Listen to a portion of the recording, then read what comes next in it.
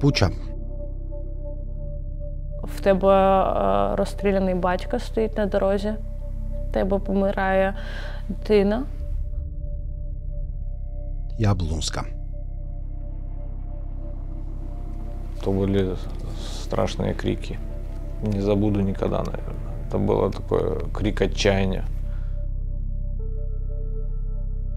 რუსეთის არმიის მიერ უკრაინაში ჩადენილი ომის დანაშაულების სიმბოლო. Дуже багато так крові, він головою в тій калюжі лежить. მაგრამ რუს სამხედროებს შორის ვინ შეიძლება იყოს ჩართული მკვლელობებში? Розстрілили, да. Добили.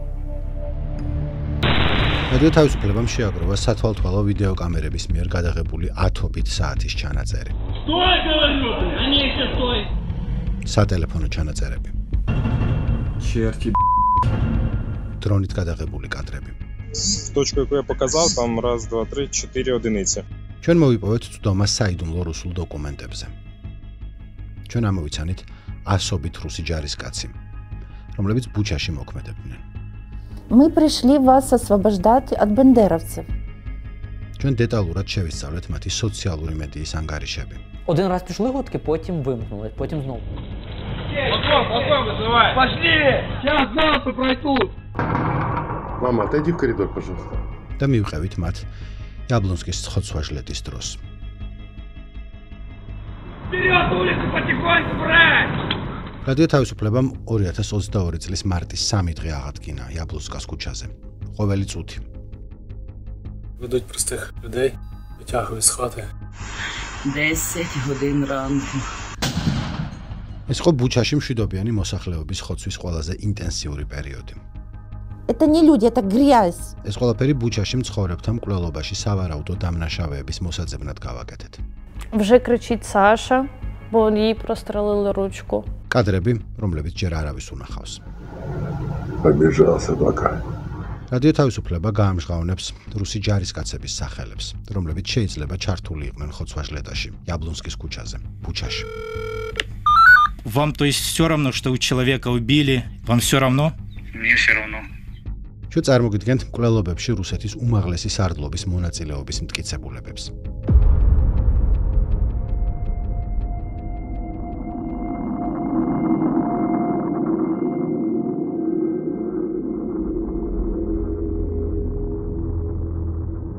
...2022 წლის 3 მარტი.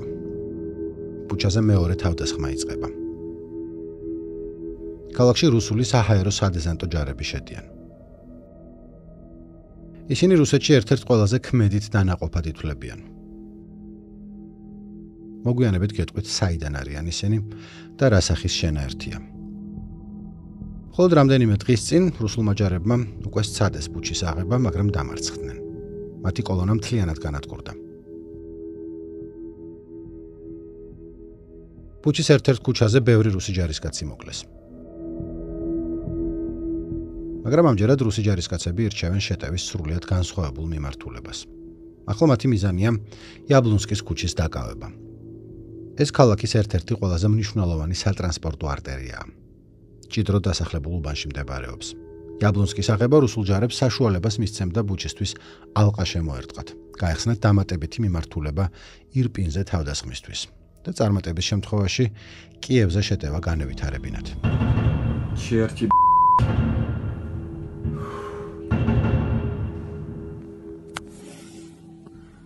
რუსი მედესანტეების იაბლონსკის ქუჩაზე გამოჩენისთანავე დაიწყო მშვიდობიანი მოსახლეობის ხოცვა. ეს არის ერთ-ერთი რუსული ჯავშან მანქანა, რომელიც ქუჩაზე შემოდის და მძლავრი 30 მმ-იანი ავტომატური ქვემეხიდან ცეცხლს უხსნის სამოქალაქო ავტომობილს. გასროლის შედეგად მანქანა კარგავს კონტროლს და ეჯახება ხეს.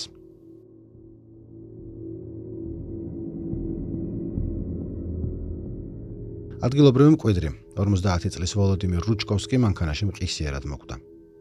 მისი პარტნიორი ოლენა სასწაულებრივად გადარჩა. აქ ის გადმოდის ცეცხლმოკიდებული მანქანიდან და გარბის.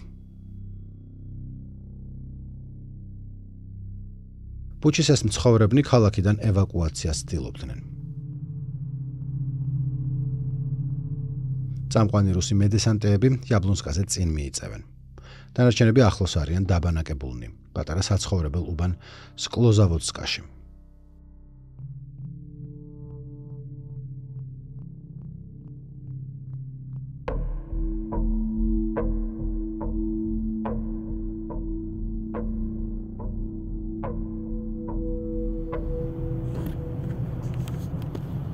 ამ ვიდეოში ჩვენ დავთვალეთ სულ მცირე 6 რუსული ჯავშანტექნიკა, რომლებიც რუსებმა დამალეს სკლოზავოდსკას ქუჩაზე, სამოქალაქო შენობების გვერდით.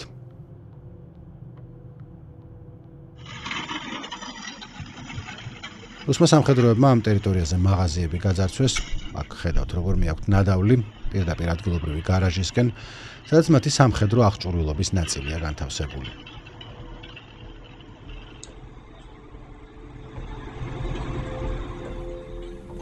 Ублюдок, ну там их до хера, там танк, возле гаражей тут. და მალევე რუსებმა დაიწყეს ეგრეთ წოდებული წმენდის ოპერაციები.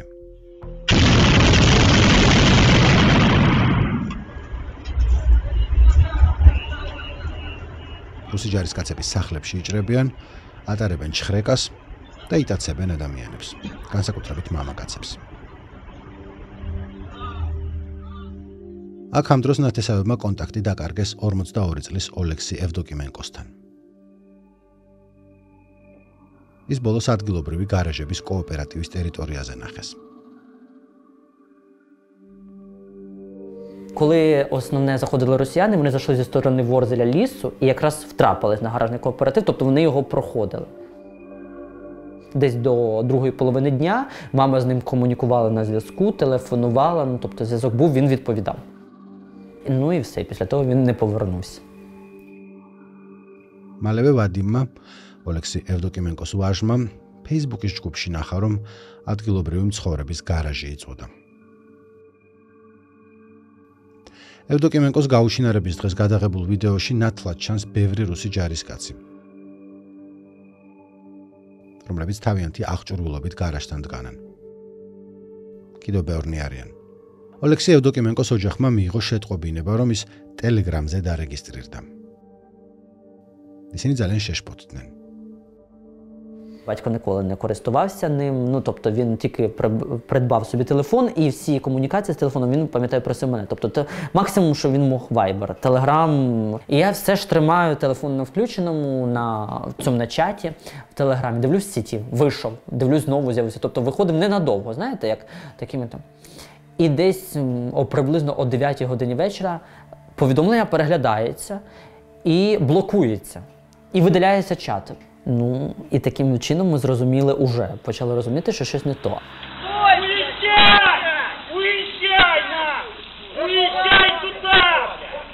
Разворачивайся и уезжай!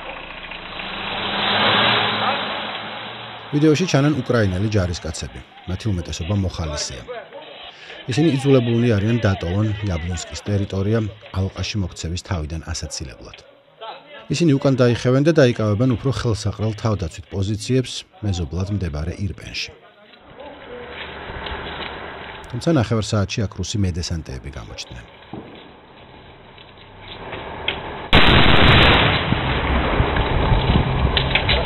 Числа на перекрестке. Стой, держи дом.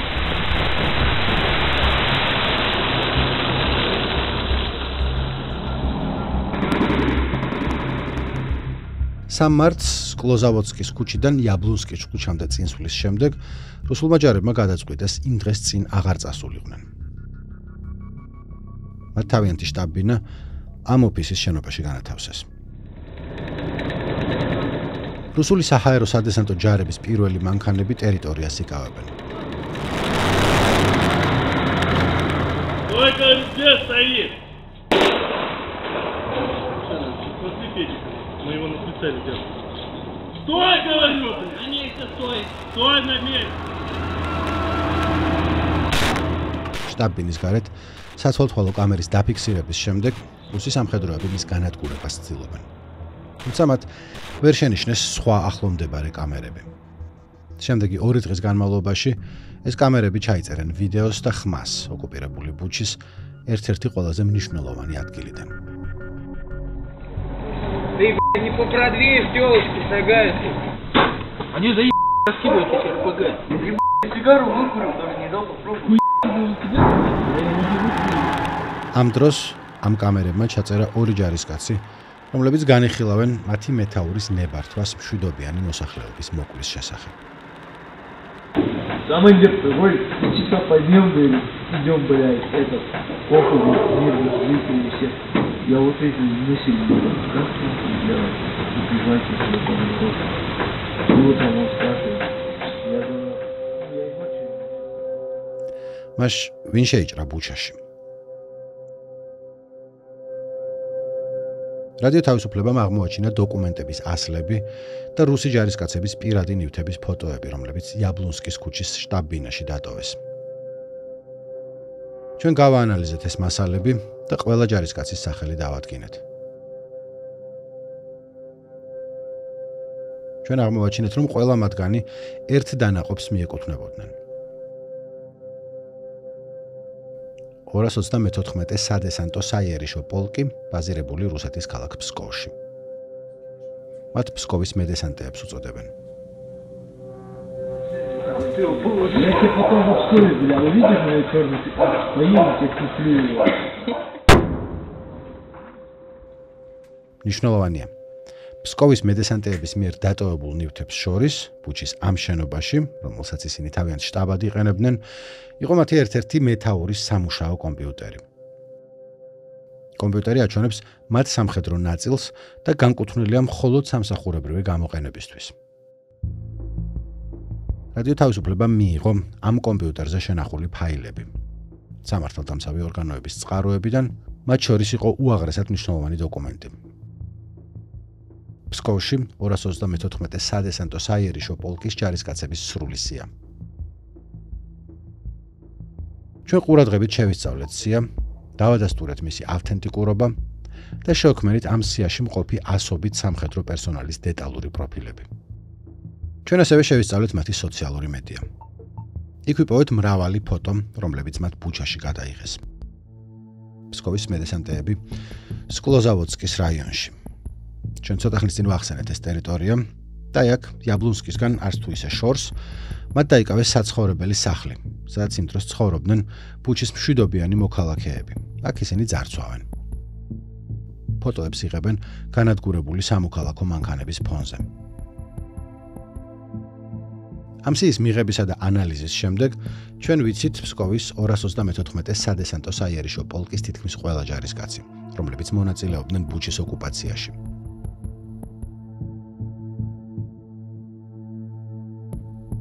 ფსკოვის ეს დანაყოფი იყო ძირითადი რუსული ძალა, რომელმაც ბუჩა დაიპყრო. როგორც მალე ვაჩვენებთ, მისი წევრები შესაძლოა პასუხისმგებელნი იყვნენ ქალაქში მოწყობილი მასობრივი მკვლელობების მნიშვნელოვან რაოდენობაზე. ამასობაში ფსკოვის მედესანტეები აგრძელებენ ეგრეთ წოდებულ წმენდის ოპერაციებს სკლოზავოდსკის ქუჩაზე. ეს ვიდეო, რომელიც ადგილობრივმა მცხოვრებმა გადაიღო, აჩვენებს თუ როგორ აშიშვლებენ რუსი ჯარისკაცები მშვიდობიან მოქალაქეს და ის მიჰყავთ უცნობი დანიშნულების ადგილისკენ.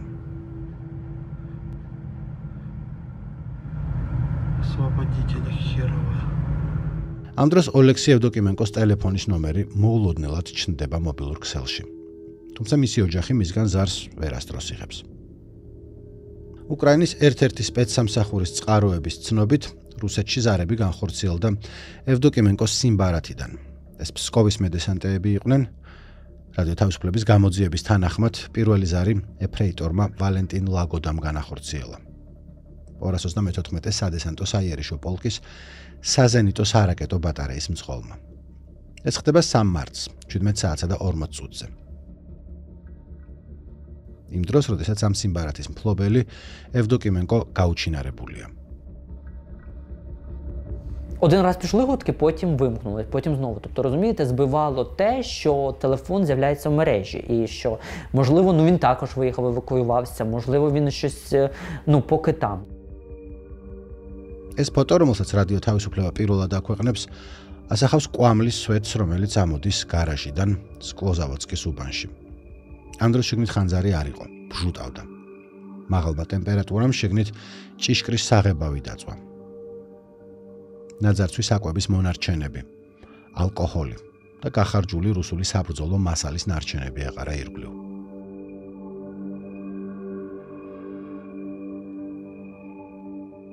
გარაჟი გარედან იყო ჩაკეტილი. ამ ფოტოს ავტორმა მის შესახებ რადიო თავისუფლებას უამბო. მან ეს ფოტო ოლექსი ევდოკიმენკოს გაუჩინარებიდან რამდენიმე დღის შემდეგ გადაიღო. როდესაც ადგილობრივმა მოსახლეობამ გარაჟი გახსნა, შიგნით რამდენიმე დამწვარი გვამი იპოვეს. რუსული ჯარების გასვლის შემდეგ უკრაინული სამართალდამცავი ორგანოების თანამშრომლებმა ადგილზე ადამიანის უამრავი ძვალი აღმოაჩინეს. ზოგიერთ მათგანს იისფერი ელფერი დაჰკრავდა. სამართალდამცავი ორგანოების ცნობით ეს შეიძლება მიუთითებდეს, რომ გვამებს რაღაც აალებადი ნარევი დაასხეს.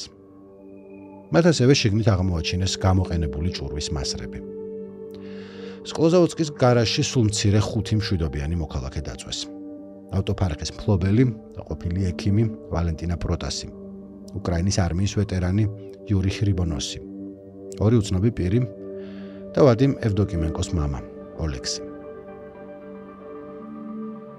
საერთო ჯამში 3 მარტს ქუჩაზე განახლებული თავდასხმის პირველ დღეს რუსმა სამხედროებმა იაბლუნსკის ქუჩის მიდამოებში სულ მცირე 10 მშვიდობიანი მოქალაქე მოკლეს. მაგრამ ეს მხოლოდ დასაწყისი იყო.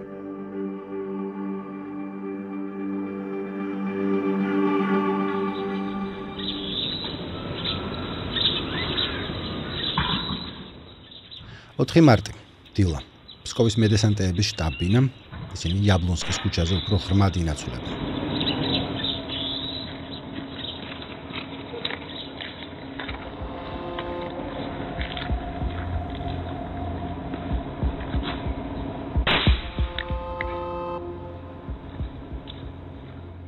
ეს ჯარისკაცი, რომელიც მნიშვნელოვან როლს შეასრულებს ჩვენს გამოძიებაში, სპეციალურ რუსულ VSS სნაიპერის შაშხანას ატარებს, ეგრეთ წოდებულ ვინტორეზს.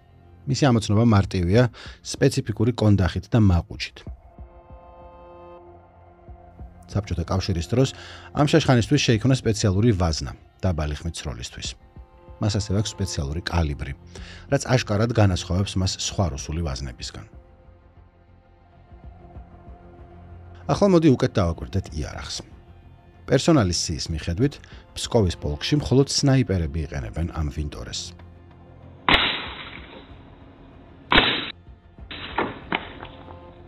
ეს მნიშვნელოვანია, რადგან ჩვენ მოვახერხეთ ამ რუსი ჯარისკაცის იდენტიფიცირება, ბუჩაში სხვა კამერებიდან გადაღებულ კადრებზეც. ის ყოველთვის ატარებს ვინტორესს. ამგვარად ის სნაიპერია, მაგრამ მაინც ვინ არის ეს კაცი? ჩვენ გქონდა 234 პოლკის სნაიპერების სრული სია, რომელიც ზემოთ აღნიშნულ კომპიუტერზე იყო. ჩვენ ვიპოვეთ ფსკოვის პოლკის თითოეული სნაიპერის ფოტოები. შემდეგ ესენი შევადარეთ და ვნახეთ, რომ ამ სათვალთვალო კამერაზე ალბათ ჩანს სერჟანტი არტიომ დემენტიევი, სნაიპერი ფსკოვის პოლკის დაზვერვის დანაყოფიდან. გახსოვდეთ ეს, დაზვერვის სნაიპერი დემენტიევი. ჩვენ მას კიდევ არაერთხელ ვნახავთ.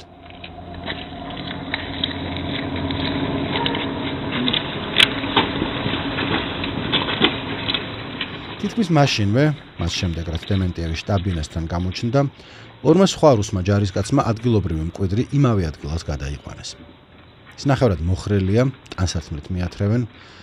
დიდი ალბათობით ეს არის ბუჩის მკვიდრი ანდრეი матвійчук.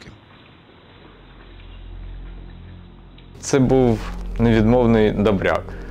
Завжди позитивний, люблячий батько, гарний сім'янин. Його дзвінки, я завжди їх чекав. Куме, все казав. სრულმასშტაბიანი შემოჭრის პირველ დღეებში ანდრეი матвійчуკი შეუერთდა ტერიტორიული თავდაცვის ადგილობრივ ჯგუფს. მას შემდეგ რაც матвійчуკი კამერებს მიღმა მიიყვანეს, ჩანაწერი მის დაკითხვას აჩვენებს.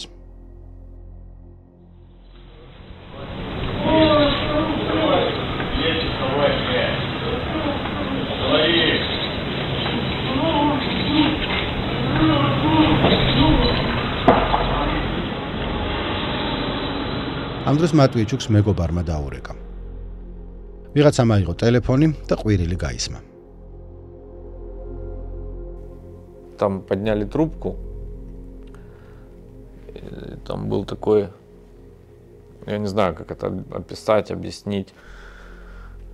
Такой крик был, как вот, не знаю, наверное, нельзя спародировать его даже во всех этих страшных фильмах. Там были страшные крики. Было пару секунд, но это вот я их не забуду никогда, наверное.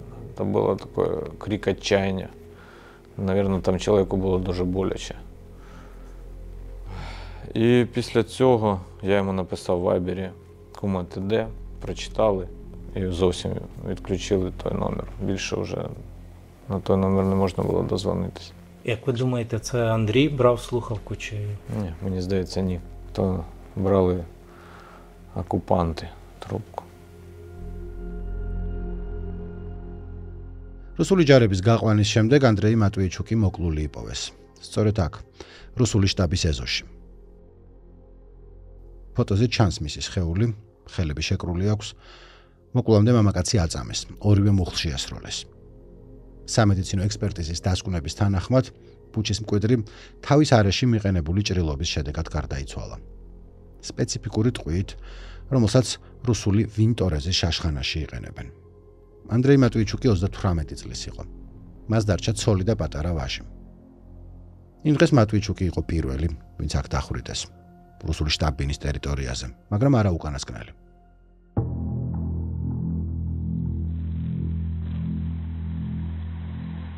როსგვარდია ტოვებს ფსკოვის მედესანტეების შტაბს. იწყება იაბლონსკის ეგრეთ წოდებული წმენდის ოპერაცია. Вот, русский мир, я грабую соседа. Машину відкрили, все обделяється. როსგვარდია ორ ჯგუფად გაიყო. ერთ-ერთი ჯგუფი ამ ბინაში შეიჭრა. ადგილობრივ მაცხოვრებლებს, რომლებიც დაბომბვას თავს აფარებდნენ საკუთარი სახლის სარდაფში, გარეთ გასვლა უბრძანეს. ყველას ხელების აწევა აიძულეს, შემდეგ ქალები გაჰყავთ. რუსები მათ ღობესთან აყენებენ და მოკლეს შემოწმებას ატარებენ. ამის შემდეგ როსგვარდიელებს ხალხი იარაღით მიჰყავთ დასაკითხად. და ეს ყველაფერი ხდება მოქალაქეების წინააღმდეგ. ამავდროულად როსგვარდია მიუძღვება პატიმრების ამ ჯგუფს იაბლონსკაზე. ისინი ფეხშიშველი არიან, ერთი ხელი თავის უკან აქვთ, მეორედ კი მეზობელი ადამიანის შარვალი უჭირავთ. ესენი ადგილობრივები არიან, ვინც ორგანიზება მოახდინეს და სამეზობლოში თავდაცვის მცირე ჯგუფი ჩამოაყალიბეს. ზოგი საკვებს არიგებდა, ზოგიც ქვიშის ტომრებს ამზადებდა საკონტროლო პუნქტისთვის. ან იქ მორიგეობდა, წესრიგს უზრუნველყოფდა და ევაკუაციაში ეხმარებოდა ხალხს. ამ კაცებს სულ ერთი შაშხანა ჰქონდათ და მხოლოდ ერთ მათგანს ჰქონდა სამხედრო გამოცდილება.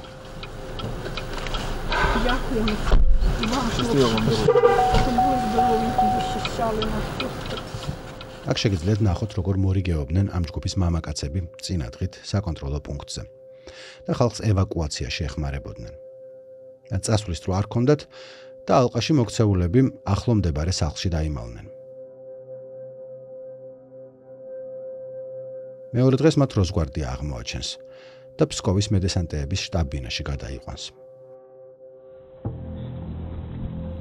სწორედ ამ დროს ეს რუსი ჯარისკაცი გამოდის შტაბ-ბინიდან, რომელიც იაბლონსკის ქუჩაზე ცოტა მოშორებით მდებარეობს.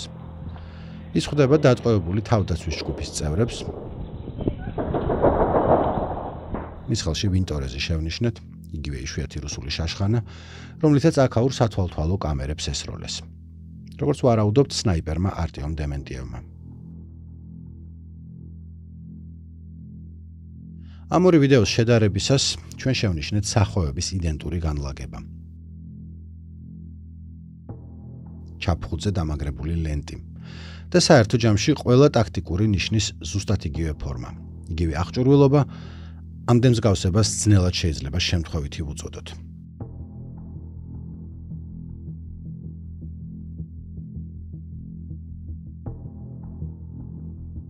ასე რომ ეს სავარაუდოდ ფსკოველი სნაიპერი დემენტიევი იყო, რომელიც ბუჩის თავდაცვის წევრების ჯგუფთან შესახვედრად მივიდა.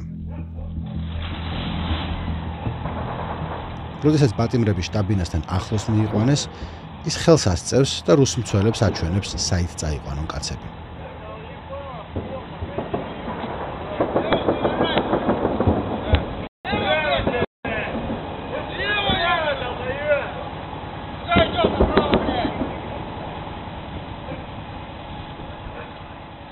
დემენტიევი ხელს ართმევს როსგვარდიის ერთ-ერთ ჯარისკაცს. ამის შემდეგ დემენტიევი ურტყამს ფეხს ერთ-ერთ ტყვეს.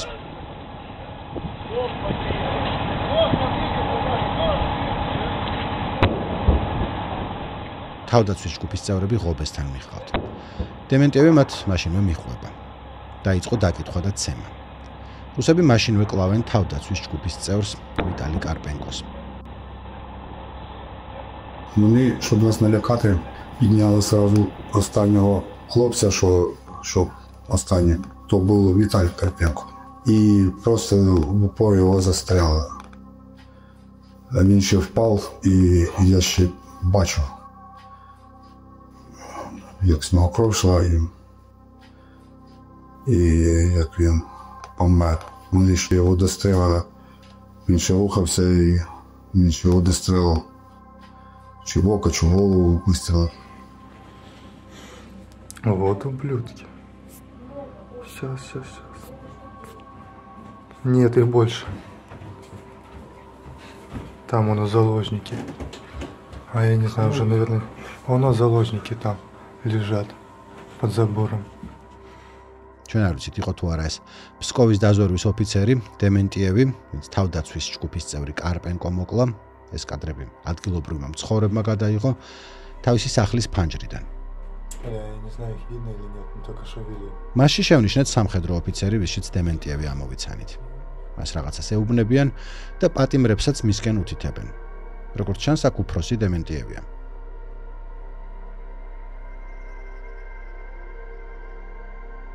აქ ის თავდაცვის ჯგუფის წევრებისკენ მიდის. მაგრამ შემდეგ ჩანაწერი წყდება. მოგვიანებით დრონი ამ ადგილას ლურჯ გადასაფარებელს დააფიქსირებს. მის ქვეშ კარპენკოს ცხედარია, თავდაცვის ჯგუფის წევრის, რომელიც დახვრიტეს.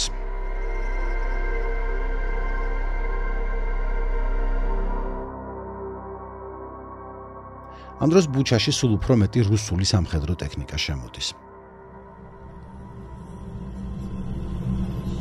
Это уже 12 или 13, да?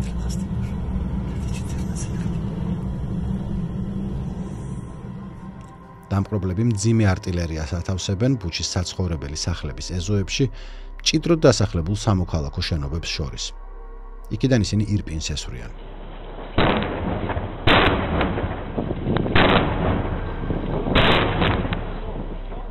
ხალხს ფილტრავენ. Забігали як дикуни. І вони оце всіх людей зводили сюди на базу, виводили на вулицю. Вони перевіряли документи, паспорта і, звичайно, телефони на наявність якихось, знаєте, доказів чогось. Ми прийшли вас освобождати від бандеровців.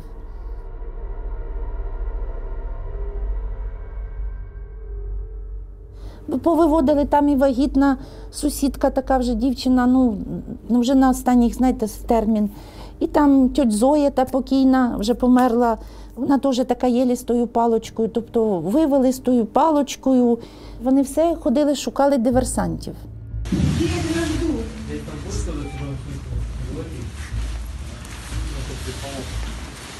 І от коли ми там тільки прийшли, так оці танки в ряд стояли, і побачили, що з правої сторони лежали хлопці, і одне тіло було накрите чимось, якимось, я не знаю, пакетом, чимось було накрите.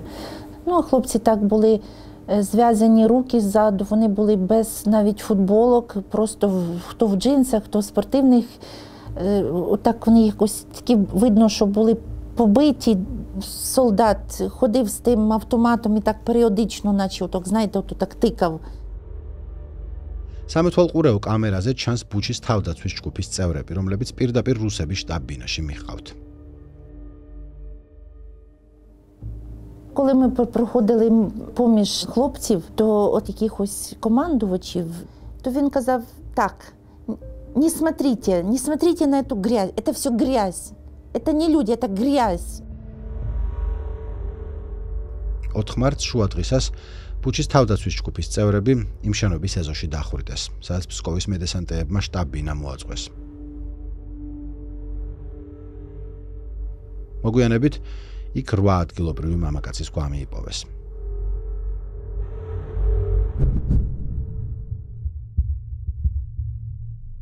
რუსული ძალები ცდილობენ წინ წაწევას იაბლონსკის ქუჩის გასწვრივ. ისინი კოლონას ქმნიან. იქო დრონმა დააფიქსირა მამაკაცის ცხედარი ტროტუარზე. ეს იყო ოლექსანდრ კოვალევსკი. ის სასიცოცხლო დაუცილებელი წამლის მიტანას ცდილობდა შვილისთვის, რომელიც მძიმე ცერებრალური დამბლითაა ავად. რუსმა სამხედროებმა კოვალევსკი მოკლეს თავისი სახლიდან სულ რაღაც 5 მეტრში. ქუჩის ქვემოთ ხედავთ კიდევ 2 სამოქალაქო მანქანას, რომლებსაც ესროლეს. ნატალია სოკოლოვსკას მანქანა იწვის. ის მანქანაში მოკლეს, როდესაც ტელეფონზე ქალიშვილთან საუბრობდა. მალე რუსი სამხედროები ესვრიან კიდევ ერთ სამოქალაქო მანქანას ამ ადგილას.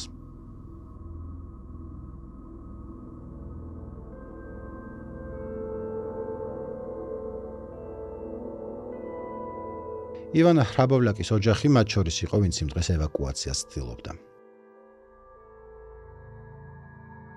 მისი მამა მიხაილო მართავდა მანქანას, მისი პარტნიორი იულია და მისი 9 წლის ქალიშვილი საშა ასევე შიგნით ისხდნენ.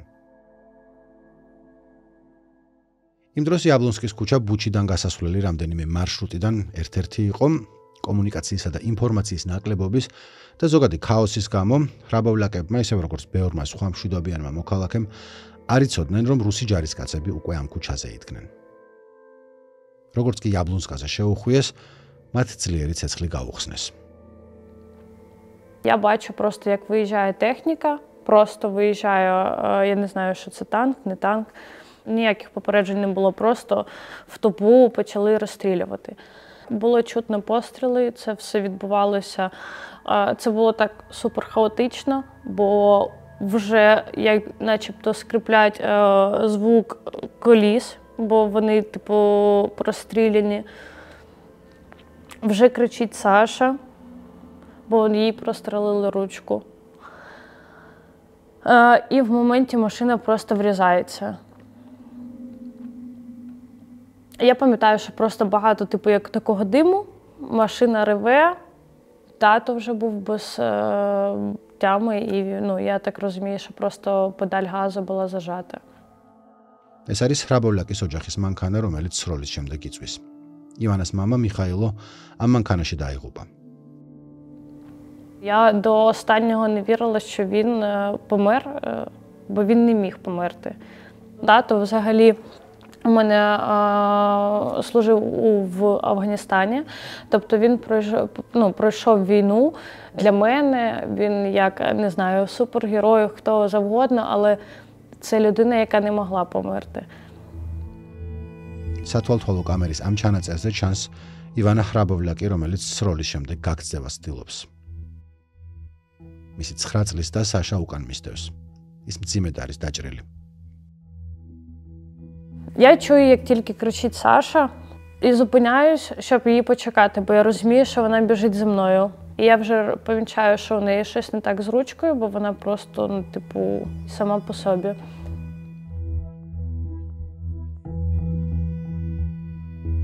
ივანამ თავის მძიმედ დაჭრილ დასთან და დედინაცვალთან ერთად თავი შეაფარა მრავალსართულიანი შენობის სარდაფს, იაბლონსკის ქუჩაზე. ისინი ხაფანგში მოყვნენ, რუსული შეტევის შუაგულში. სამედიცინო дахмарებაზე ხელი არ მიუწვდებოდათ. Саша втрачала кров, вона ще загубила, я не пам'ятаю, чи шапку, чи шарф, щось таке. Він також був в крові, тобто логічно було, куди ми пішли з нею. Вони почали там щось стукати, кричать, як завжди, свої мати, «Відкривайте, суки». Да.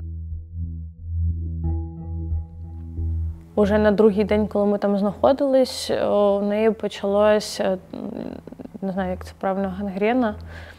Був дуже жахливий сморід.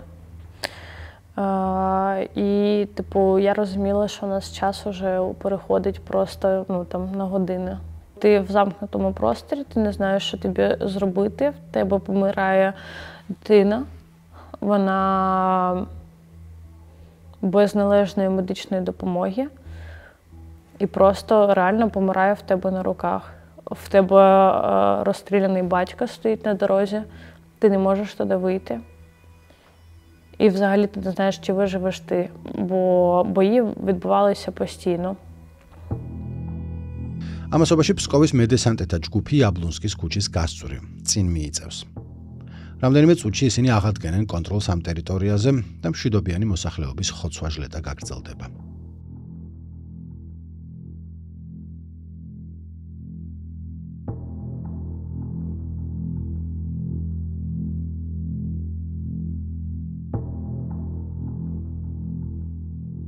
ეს რუსი ჯარისკაცები თავიანთი საბრძოლო მანქანის გვერდით იმალებიან და სექტორს იარაღით აკონტროლებენ.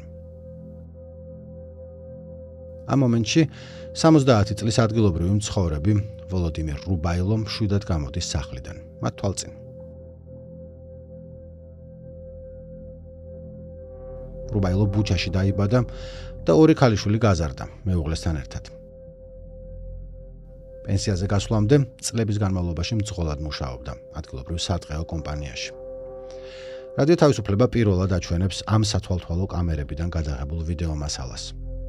რამდენიმე წამის შემდეგ რუბაილო სხვა კამერის კადრში ჩნდება, მაგრამ ის უკვე მოკეცილია, ძლივს მოძრაობს და სისხლისდის. ცხადი ხდება, რომ რუბაილოს ესროლეს, ის დაჭრილია. მიუხედავად იმისა, რომ ის ფეხზე ძლივს დგას, რუსი სამხედროები მაინც ესვრიან თავში.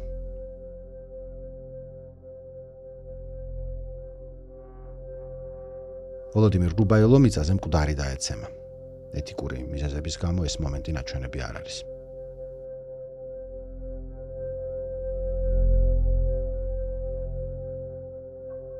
უკრაინელი ბალისტიკოსების თქმით, რუბაილოს ესროლეს ამ ადგილიდან. ჩვენი გამოძიების თანახმად, მისი მკვლელობის დროს იქ ფსკოვის მედესანტეების ეს ჯგუფი იდგა. ერთ-ერთმა მათგანმა ესროლა 70 წლის მამაკაცს. კვამლის გამო ჩვენ არ შეგვიძლია მსროლელების იდენტიფიცირება, მაგრამ ხედავთ მათ მეთაურს. ის არის ადამიანი, რომელიც უნდა იყოს პასუხისმგებელი თავისი ჯარისკაცების ქმედებებზე, მათ შორის ვოლოდიმირ რუბაილოს მკვლელობაზე და ბუჩის სხვა მაცხოვრებლების დახვრეტაზე, რაზეც მოგვიანებით ვილაპარაკებთ. ამიტომ ამ მეთაურის იდენტიფიცირებას ჩვენთვის უდიდესი მნიშვნელობა აქვს. ჩვენ შევამჩნიეთ, რომ ის ატარებდა ამ ნივთს, რუსულ სამხედრო რადიოსადგურ აზარტს. მას გრძელი შავი ანტენა ჰქონდა, სამხედრო ექსპერტების აზრით, რადიოს ქონა სამეთაურო პოზიციის მკაფიო ნიშანია. შემდეგ მეთაური უახლოვდება ვოლოდიმირ რუბაილოს ცხედარს, რომელიც შესაძლოა მისმა ხალხმა დახვრიტა, ის მას ჩხრეკს და ჯიბიდან რაღაცას იპარავს.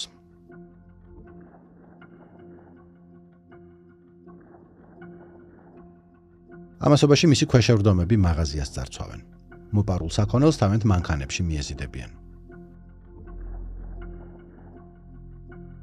შემდეგ მეთაური უერთდება მათ, ეხმარება ძარცვაში.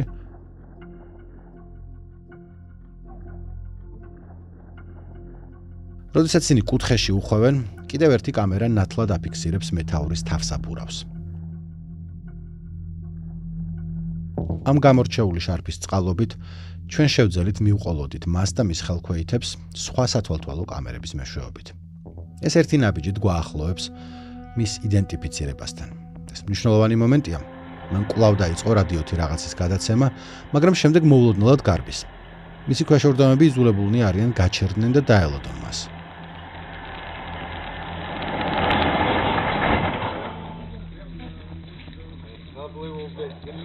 უცებ ვიღაცა კითხულობს.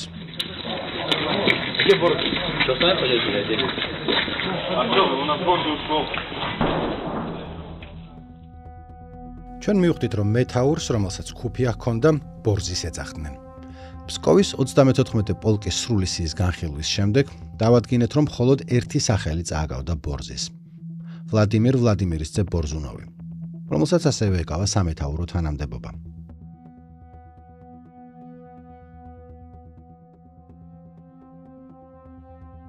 ბორზუნოვის გვერდი ვიპოვეთ რუსულ სოციალურ ქსელ ვკონტაქტზე. მას გვარი მითითებული არ აქვს, მაგრამ მისი პროფილის სახელია ბორზი.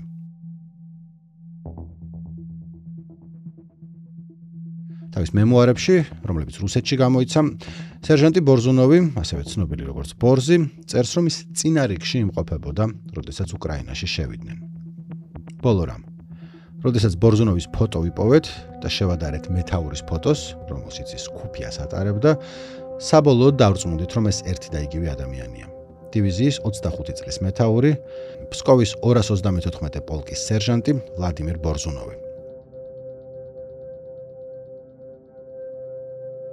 რადიო თავისუფლების გამოძიების თანახმად ის მეთაურობდა იმ ჯარისკაცებს, რომლებმაც სავარაუდოდ მოკლეს ბუჩის მცხოვრები ვოლოდიმირ რუბაილო.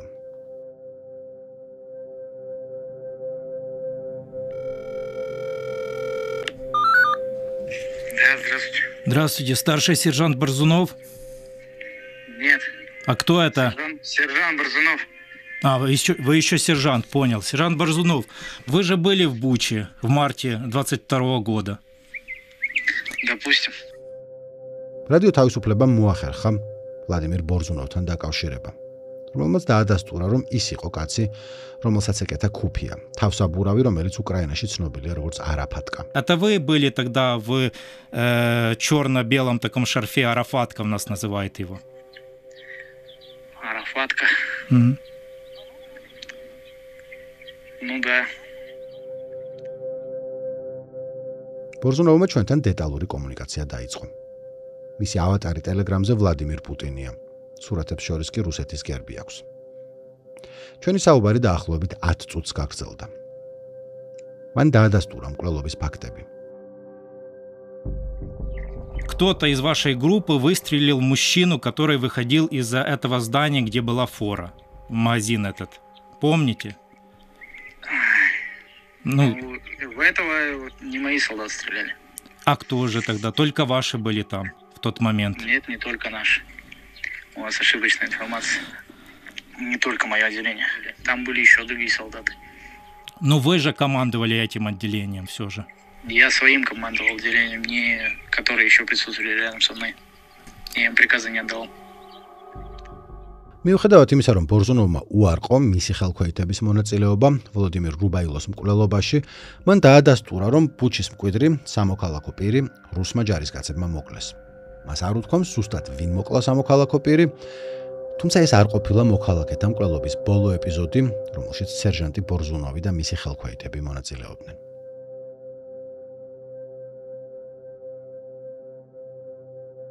აი კიდევ ერთი.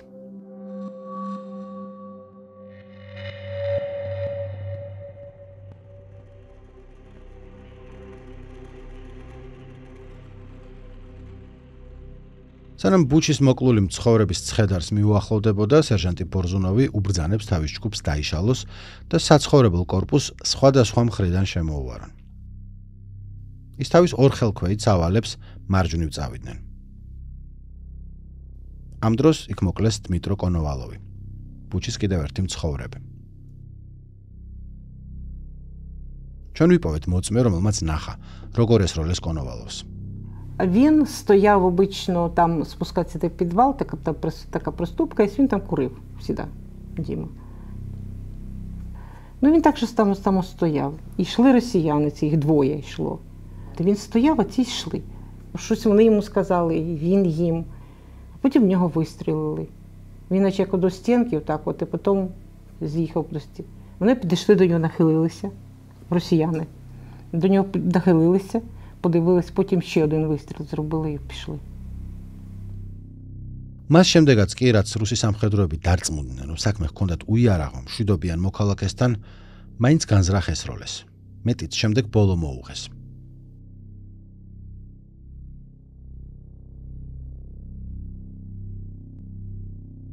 Бойцы из вашего отделения обходят дом возле форы, возле супермаркета. Вот 4 число, около 5 вечера. Вот. И еще происходит там убийство одного мужчины, Дмитрия Коновалова.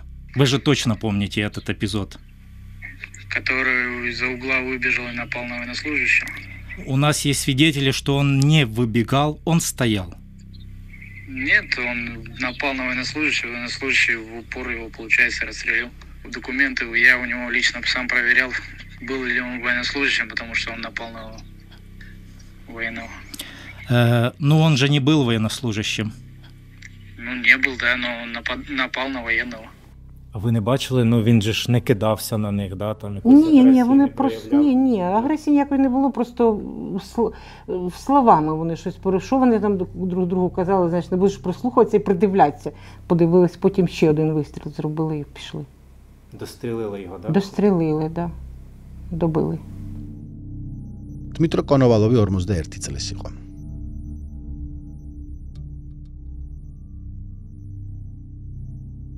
ეს ბუჩაში მოქალაქის სიკვდილით დასჯის კიდევ ერთი მაგალითია. რადიო თავისუფლებამ გამოიძია ეს საქმე და დაადგინა, რომ ესეც შესაძლოა ვლადიმირ ბორზუნოვის მიერ ყოფილიყო განხორციელებული. ეს იხორ ხოროდეცკია ბუჩის მკვიდრი ყავისფერ ქურთუკში. ის სახლიდან გავიდა საჭმლის საძებნად. ხოროდეცკი აჩვენებს თუ საცხოვრობს, თუმცა რუსი ჯარისკაცი აჩერებს მას და უბრძანებს გაჰყვეს. ჩვენ შევამჩნიეთ, რომ ის ატარებს ნაცნობ ქუფიას. ეს არის იგივე სერჟანტი ფსკოვის პოლკიდან ვლადიმირ ბორზუნოვი.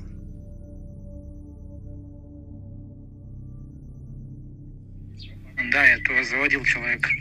Заводили человека этого, да? სათვალთვალო კამერა აჩვენებს ბორზუნოვს და მის ხალხს. იხორ ხოროდეცკი მიჰყავთ იაბლუნსკის ქუჩის კუთხეში. И что потом с ним произошло, с этим человеком? Он беседовал с командиром роты.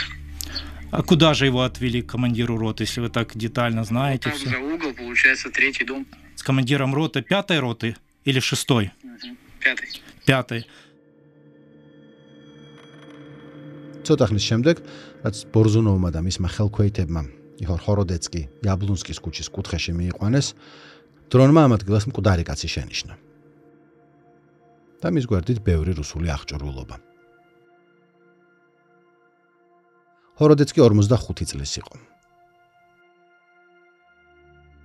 სერჟანტ ბორზუნოვის თქმით, მეხუთე ასეულის მეთაური იყო ის, ვინც ბრძანა მშვიდობიანი მოქალაქის იხორ ხოროდეცკის მკვლელობა, რადგან ბორზუნოვის სიტყვებით ხოროდეცკიმ წინააღმდეგობა გაუწია. А как он оказал сопротивление? Потому что я вижу на камерах, что его просто ведут. Он не сопротивляется. Его ведут командиру роты на беседу. Ну а дальше он оказал сопротивление у командира роты, и командир роты принял решение. სიის მიხედვით, რომელიც რადიო თავისუფლებამ მიიღო, ფსკოვის 234 სადესანტო საიარაშო პოლკის შემადგენლობის მეხუთე ასეულის მეთაური იმ დროს იყო კაპიტანი ევგენი პლუსნინი, ბორზუნოვის უშუალო უფროსი.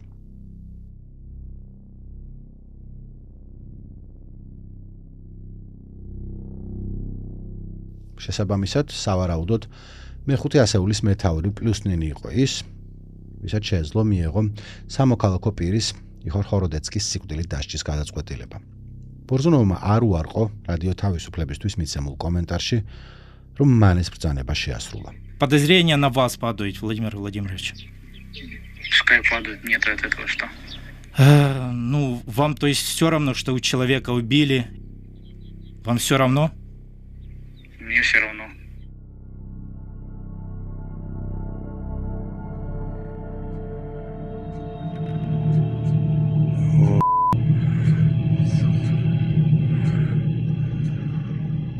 ოთხ მარტს დაახლოებით დღის 3 საათზე ფსკოვის მედესანტეებმა სცადეს გარღვევა ბუჩიდან ირბინამდე, მაგრამ უკრაინის თავდაცვის ძალებმა შეტევა მოიგერიეს. კვამლის ეს სვეტი ამოვიდა მას შემდეგ, რაც რუსული ჯავშანმანქანა აფეთქებამ გაანადგურა.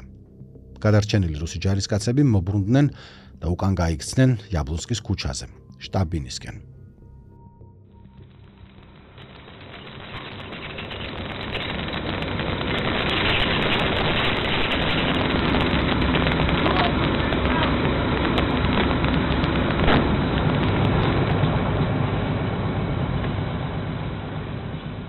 იქ მათი მეთაურები უჩიოდნენ კოორდინაციის ნაკლებობას რუსეთის არმიაში. Взаимодействие есть какой-нибудь с наркой, блядь, с минометом? Никакого, на перекрестке пизд***. Говорю, пацана раннего вывезли, блядь, торможу одну машину, говорит, иди нахуй, ამ კადრში ნაჩვენებია მაიორი ბუტკინი. ის არის ერთ-ერთი რამდენიმე მაღალი რანგის ოფიცერს შორის ფსკოვის 234 პოლკიდან, რომელიც გამოავლინა რადიო თავისუფლებამ იაბლუნსკაზე, მასობრივი სიკვდილით დასჯის დროს.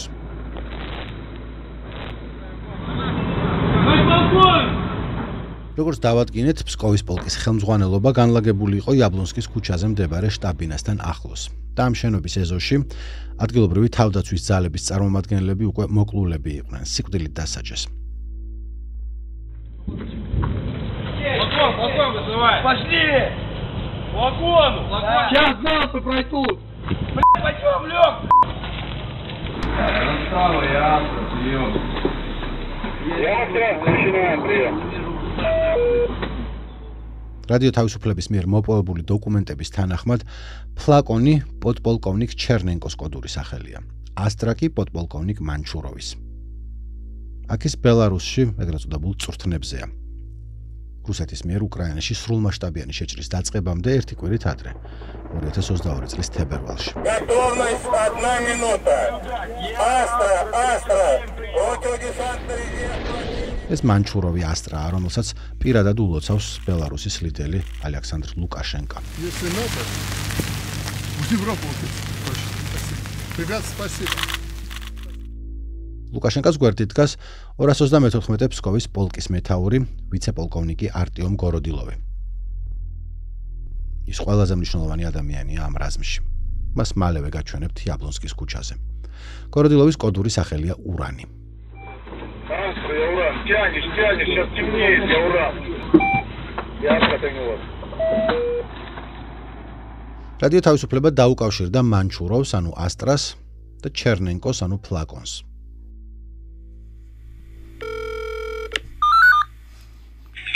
Алло, полковник Черненко. Зафиксировали вас на улице Яблонской в городе Буча Киевской области в момент расстрела местной теробороны. Вот, хотели... Полковник Манчуров. Да, слушаю, с кем разговариваю. Вы были зафиксированы на улице Яблонской, 144, во время убийств местной теробороны. Вы причастны к этому? Ты что, долбоёб? ამრიგად რადიო თავისუფლების გამოძიების თანახმად იაბლონსკაზე ფსკოვის პოლკის უმაღლესი მეთაურები იმყოფებოდნენ. Идите наверх, сектора берите, ходите здесь.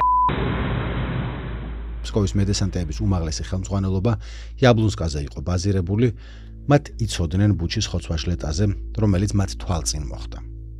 ეს იმაზე მიუთითებს, რომ რუსეთის არმიამ შესაძლოა განზრახ გამოიყენა სიკვდილით დასჯა, როგორც სტრატეგიული ინსტრუმენტი მიზნების მისაღწევად.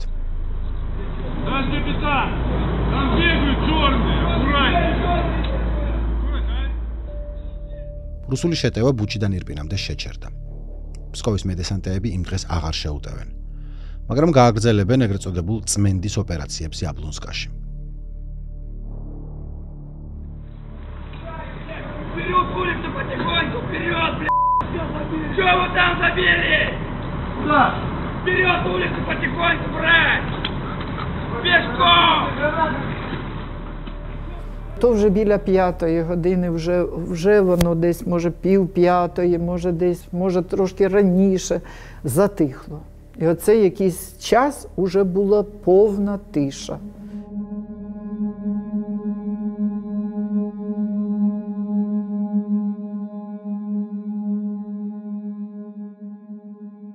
რუსი ჯარისკაცების დიდი ჯგუფი წინ მიიწევს წმენდის ოპერაციის ჩასატარებლად. აქ ისინი გვერდსულიან ვოლოდიმირ რუბაილოს ცხედარს, ბუჩის მკვიდრი, რომელიც მოკლეს რამდენიმე წამით ადრე. თუმცა მალე ისინი მოკლავენ კიდევ ერთ მშვიდობიან მოქალაქეს, 79 წლის ვალერი კიზილოვს. რადიო თავისუფლების მიერ ჩატარებული გამოძიების თანახმად შესაძლოა მის მკვლელობაში ეს ჯარისკაცები მონაწილეობდნენ. როგორც მალე ახსნით, ეს არის ფსკოვის სადაზვერვო ჯგუფი.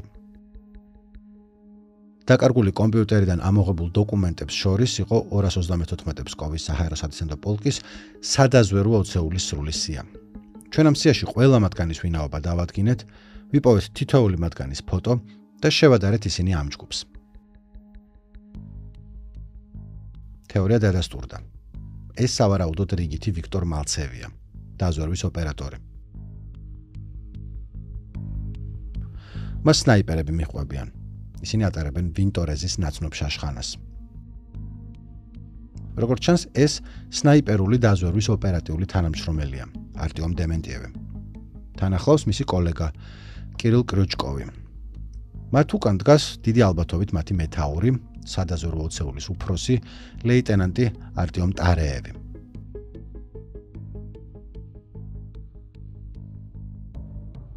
ის ჯგუფში ერთადერთი ადამიანია რადიოთი და ის სრულად განკარგავს მის გარშემო მყოფ ჯარისკაცებს. ტარევი იმ დროს 26 წლის იყო. ის პროფესიონალი ჯარისკაცია, დაამთავრა რიაზანის გვარდიის უმაღლესი საჰაერო სადესანტო სარდლობის სკოლა. სრულმასშტაბიან შეჭრამდე ტარევს უყვარდა მაისურის ტარება წარწერით ზრდილობიანი ხალხი. დაიმახსოვრეთ ის. ტარევი რაღაცას უყურებს, ბრძანებებს აძლევს თავის ქვეშევრდომებს და წინ მიიწევს საბრძოლო პროცესში.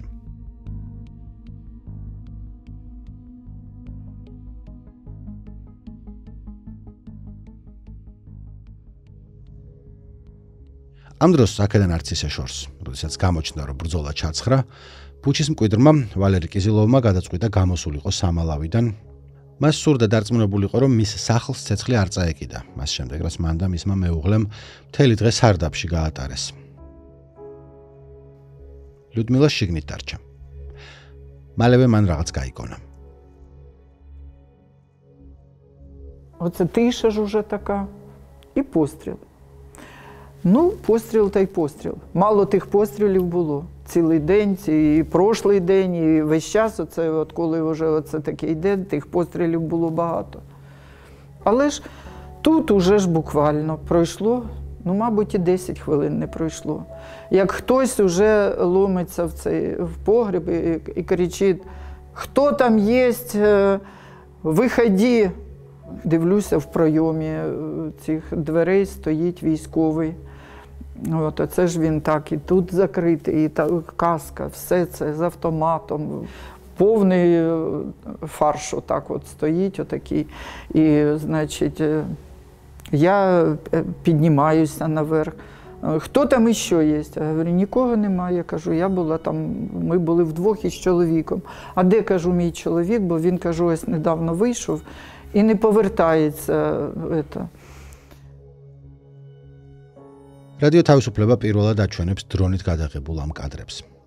აი, ცეცხლსასროლი იარაღით მიყენებული ჭრილობებით მოკლული ვალერი კიზილოვი, საკუთარ ეზოში. სურათი მისი მკვლელობიდან მალევეა გადაღებული. სულ რაღაც 25 წუთით ადრე ის მეგობარს ესაუბრებოდა ტელეფონით, ეს მისი ბოლო ზარი იყო.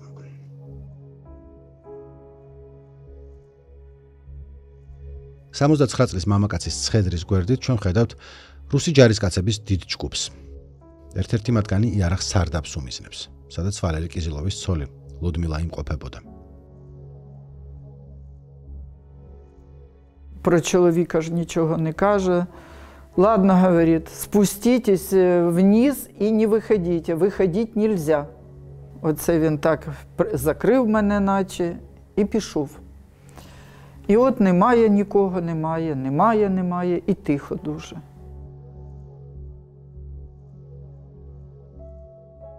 რადიო თავისუფლების გამოძიებით ფსკოვის სადაზვერვო დანაყოფის ადგილმდებარეობა ემთხვევა ბუჩის მკვიდრის ვალერი კიზილოვის მკვლელობის დროს და ადგილსამყოფელს. ეს იმაზე მიუთითებს, რომ სადაზვერვო ოცეული ფსკოვის 234 პოლკიდან ლეიტენანტ ტარეევის მეთაურობით სავარაუდოდ ჩართული იყო კიზილოვის მკვლელობაში. იმ დროს რუსი ჯარისკაცების სხვა დიდ ჯგუფს არ ჩაუტარებია წმენდა კიზილოების სახლთან ახლოს.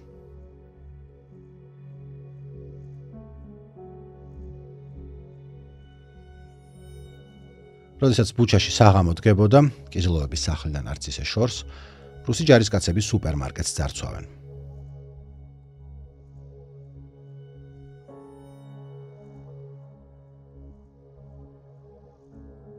ეს ყველაფერი ხდება, როდესაც ვოლოდიმირ რუბაილოს გვამი მიწაზე აგდია. რუსი ჯარისკაცები მას გვერდს უვლიან ძარცვის დროს.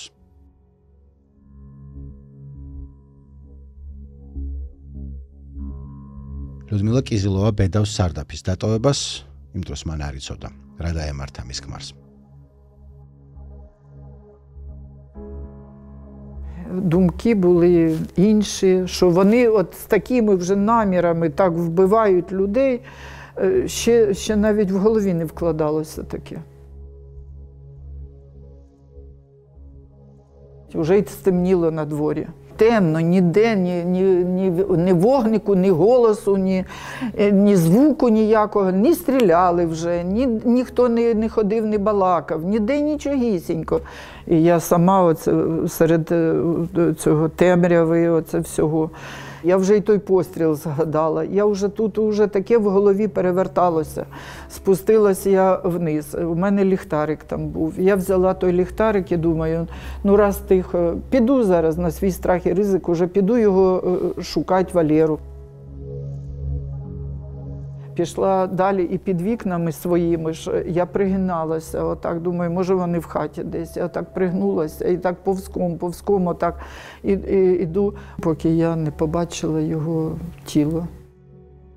Я побачила, що це він так лежить, і навкруг голови, отак я вже застигла, та кров, дуже багато отак крові, і оце він головою в тій калюжі лежить. Як там воно було вже, я не знаю, ну я і все оце йому на спину впала, і от руки розпластала, і все, я оце тільки пам'ятаю, що дуже вибачення в нього просила, що я його не затримала, що я його не зберегла, не вберегла, що він такою страшною смертю загинув. ლუდმილა და ვალერი კიზილოვები ერთად იყვნენ სკოლის დროიდან. ისინი 47 წელი იყვნენ დაქორწინებული. ფსკოვის მედესანტეების კოლონა აგრძელებს იაბლონსკის გასწვრივ წინსვლას. ისინი იმ დღეს ირპინის შტურმს ვეღარ გაბედავენ, ამის ნაცვლად ისინი იაბლონსკიდან გადაუხვევენ და გაიფანტებიან ბუჩაში და საბოლოოდ სრულ კონტროლს აიღებენ ტერიტორიაზე.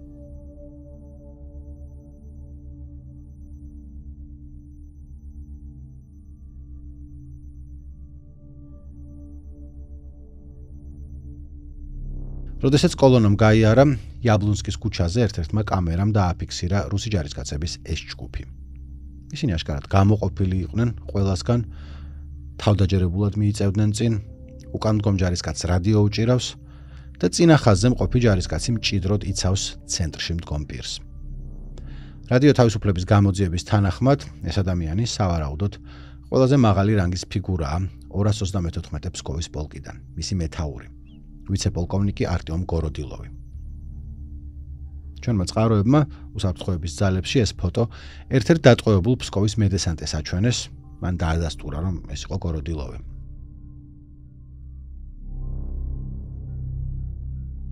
ახლა ის იხორ დიდკივსკის ცხედარს ჩაულის, რომელიც რამდენიმე საათით ადრე მოკლეს.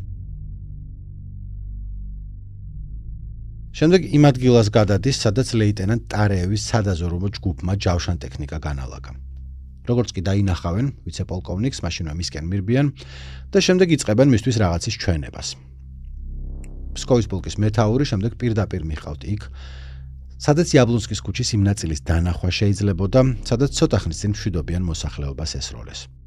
ჩვენ დავადგინეთ, რომ ამ წერტილიდან უკვე შეიძლებოდა მოკლული მშვიდობიანი მოქალაქეების დანახვა. იყო ლურჯი მიკროავტობუსი, რომელშიც 4 ადამიანი იმყოფებოდა და ველოსიპედისტი. თუმცა დახვრეტები გრძელდება რუსეთის უმაღლესი სარდლობის თანდასწრებით. ამ მომენტში ველოსიპედისტი სახლში მიდის. პირდაპირ მიემართება ვიცე-პოლკოვნიკ გოროდილოვისკენ. ეს ირინა ფილკინაა. მალე მთელ მსოფლიოში გახდება ცნობილი ფოტოთი ქალი წითელი მანიკიურით.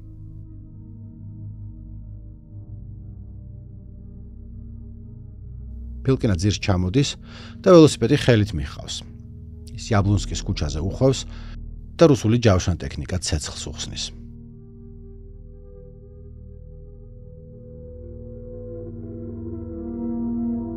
როგორც აქ ხედავთ, კიდევ ერთი გასროლის შემდეგ კვამლის სვეტი ამოდის იმ ადგილიდან, სადაც ფილკინა მივიდა. ამ მომენტში ფსკოვის მედესანტეთა მეთაური მკვლელობის ადგილიდან 70 მეტრის დაშორებით იმყოფებოდა. ეს მიუთითებს, რომ რუსეთის სამხედრო ხელმძღვანელობა ბუჩაში ინფორმირებული იყო მშვიდობიანი მოსახლეობის მასობრივი მკვლელობების შესახებ, მაგრამ არაფერი გააკეთა ამის შესაჩერებლად. სროლა იაბლონსკის ქუჩაზე შემდგომ საათებშიც არ შეწყვეტილა. ეს ფოტოები, რომლებიც ფარულად გადაიღო, ადგილობრივმა მცხოვრებმა ვიქტორ შატილომ თავისი გარაჟის ფანჯრიდან ამის დასტურია. ისინი აჩვენებენ მოკლული მოქალაქეების მზარდ რაოდენობას, სულ რაღაც 4 დღის განმავლობაში. სანამ 234 საჰაერო თავდასხმის პოლკი იაბლონსკის ქუჩის ტერიტორიაზე იმყოფებოდა, სულ მცირე 62 მშვიდობიანი მოქალაქე დაიღუპა.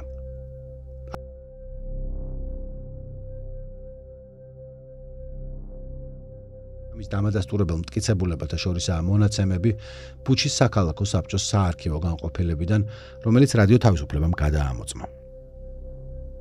ყველა ეს წითელი წერტილი ასახავს ბუჩაში მოკლულ ადამიანებს. ეკრანზე შეგიძლიათ იხილოთ მათი სახელები, ვინც მოკლეს იაბლონსკის ქუჩის ტერიტორიაზე 2022 წლის 3-დან 6 მარტამდე.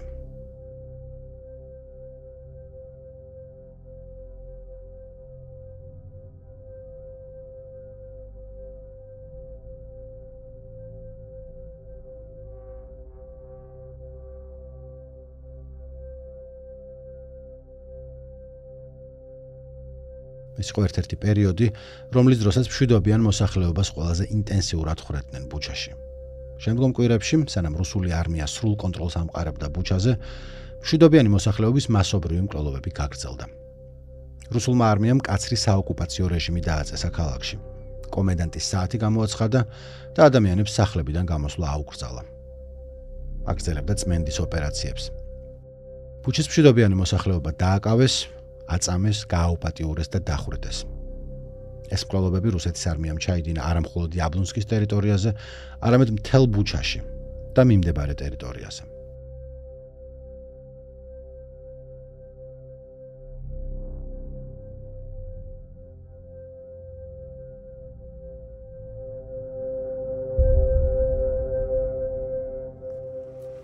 (2022 წლის მარტის ბოლოს და აპრილის დასაწყისში, როდესაც რუსულმა ჯარებმა ბუჩიდან დაიხიეს, მსოფლიო პირველად შეიტყო ქალაქში მოქალაქეების მასობრივი ხოცვა-ჟლეტის შესახებ.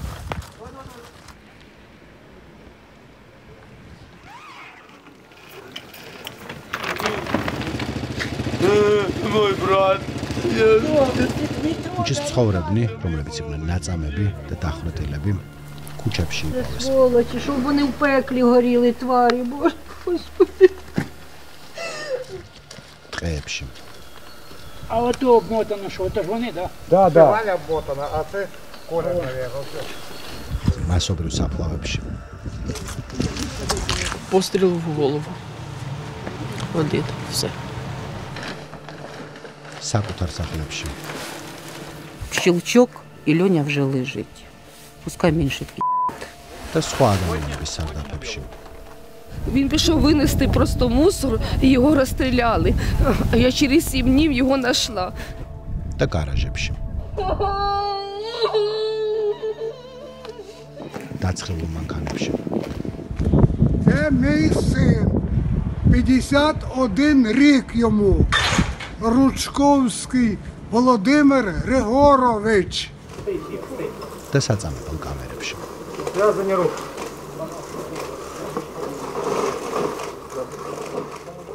Мы столкнулись с провокацией в населенном пункте Буча, к которому российская армия не имеет никакого отношения.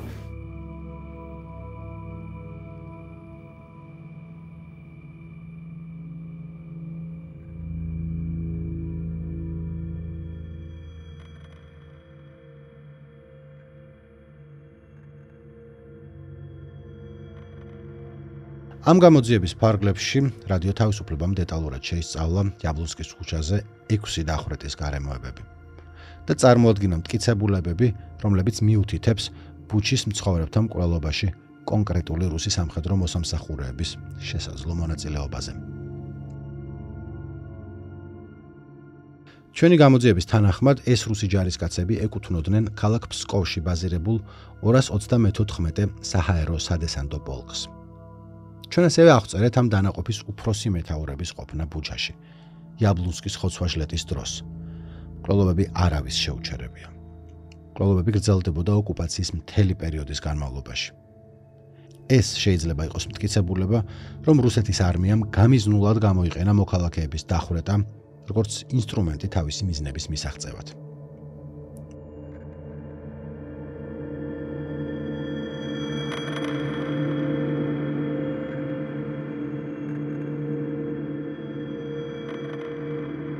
ივან სკიბას და მის ამხანაგებს ესროლეს ფსკოვის მედესანტეების შტაბ-ბინის ეზოში, ბუჩაში.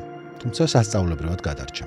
ტყვიამ არ მოკლა. მან თავი მოიმკვდარუნა და შემდეგ გაიქცა. ივანი ახლა მშენებლობაზე მუშაობს და 4 შვილს ზრდის ცოლთან ერთად. ისინი საზღვარგარეთ ცხოვრობენ.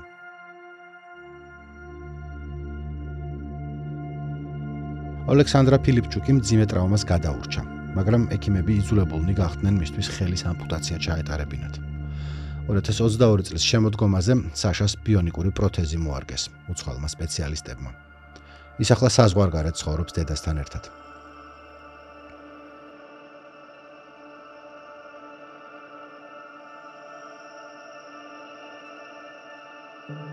ლუდმილა კიზილოვა რუსმა სამხედროებმა მძევლად აიყვანეს რამდენიმე დღეში მას შემდეგ, რაც მისი ქმარი დახვრიტეს. მისი სახლი დაბომბვის შემდეგ დაიწვა, ამჟამად ის ბუჩაში ცხოვრობს ვაჟთან ერთად და მუშაობს სახლის აღსადგენად.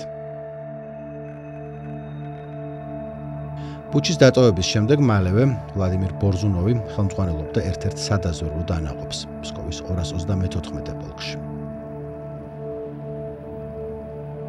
2025 წლის მდგომარეობით ის აგრძელებდა სამსახურს რუსეთის შეიარაღებულ ძალებში.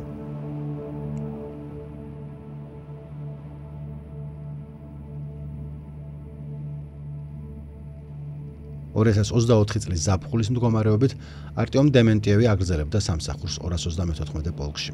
ის დააწინაურეს 20-ეულის მეთაურად.